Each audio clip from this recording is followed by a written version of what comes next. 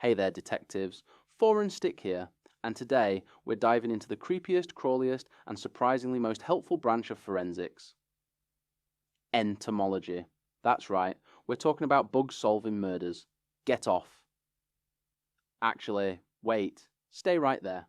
You might be a witness. So, what exactly is forensic entomology? Well, it's the study of insects and their arthropod buddies to help solve crimes, usually murders. And before you say "you gross," let me remind you, these little guys are often the only witnesses to a crime. See, when someone dies, I'm talking about the unfortunate, non-natural kind of death. Their body becomes, well, a buffet. I know, not pleasant dinner conversation. But here's the thing, insects are punctual. They show up to this buffet in a very specific order at very specific times, depending on very specific conditions. Flies are usually first to the party, sometimes within minutes. Then come beetles, then more specialized bugs. It's like a really morbid restaurant where there's a strict reservation system. And forensic entomologists, they're the maitre d's reading that reservation book. These bug detectives can tell us when someone died, the big one, whether a body was moved, if there were drugs or toxins involved, and sometimes even where the crime happened.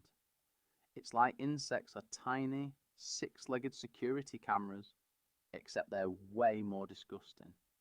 Now, let's get into the science without putting you to sleep. Though, if you do fall asleep, don't worry, the flies will wake you up. The main technique is called succession analysis. Basically, different bugs colonize a body in waves, like the world's worst beach resort. Wave 1. Blowflies and flesh flies. These guys can smell death from over a mile away. Talk about a superpower you don't put on your dating profile. Wave 2. Beetles. Specifically rove beetles and Heaster beetles. They're not interested in the fresh stuff, they wait a bit. Wave 3. Cheese skippers and ham beetles. Yes, those are their real names, and yes, their names describe exactly what they eat. Nature is not subtle, but the real MVP here is the blowfly maggot. These little guys are like biological stopwatches. They develop through stages, eggs, 3 larval stages called instars, pupae, and then adult flies. Each stage takes a predictable amount of time depending on temperature. An entomologist can collect maggots from a crime scene, measure them, identify their species, check the local weather data, and calculate backwards to figure out when mama fly laid those eggs. And since mama fly shows up fast after death, boom, time of death. It's not perfect. Bugs are affected by temperature, humidity, whether the body was inside or outside, buried or not, clothed or not. It's complicated, but here's the beautiful part. When a body has been dead for more than a few days, traditional methods like body temperature and rigor mortis become useless. But bugs? Bugs keep that clock ticking for weeks, even months. Alright, enough theory. Let's talk about a real case where bugs caught a killer. The Vincent brothers case. July 2003, Bakersfield, California. Joni Harper and 4 of her children, aged 4 to 14, were found murdered in their home. Shot execution style. Absolutely horrific. Now, here's where it gets interesting. Joni's estranged husband, Vincent Brothers, was an assistant principal at a local school, and when the murders happened, he claimed he was 1,400 miles away in Ohio, visiting family. He had plane tickets, he had receipts, he had witnesses saying he was in Ohio. Open and shut alibi, right? Case closed? Wrong. Because someone forgot to tell the bugs about his alibi. Investigators found Brothers' SUV abandoned in North Carolina. Why North Carolina? Great question. Anyway, they processed the car and found, yep, bugs. Specifically, they found dead insects splattered on the car's windshield and grille. Now, most people would say, so what? It's a car. Cars hit bugs. But then they called in Dr. Lynn Kimsey, a forensic entomologist from UC Davis, and she said, oh, these aren't just any bugs. Dr. Kimsey identified the insect remains as species not found in Ohio. They were species from the western United States and from the southern route between California and North Carolina. Plot twist: the bugs told a story. The SUV had driven from California across the southern states to North Carolina. It hadn't been in Ohio at all, but wait, it gets better. The types of bugs, combined with when certain species were active, helped establish a timeline. The bugs indicated the vehicle made this drive during the exact time period when the murders occurred.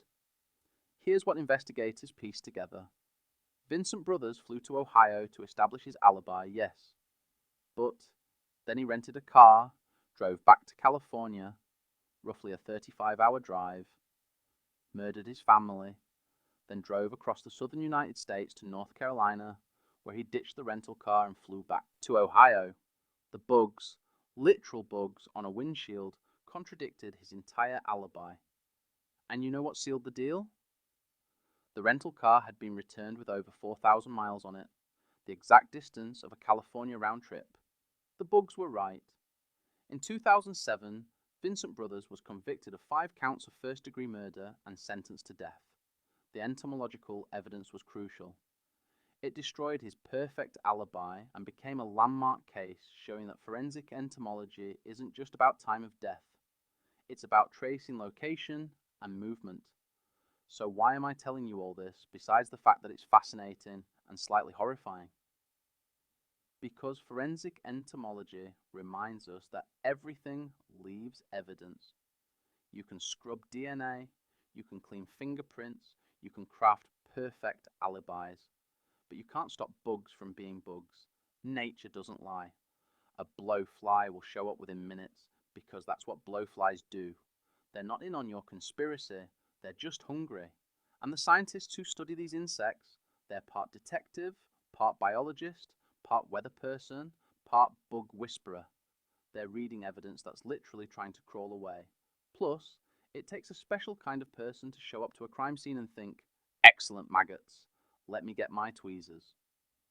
So next time you swat a fly, remember, that annoying little pest could be a future witness in a criminal trial.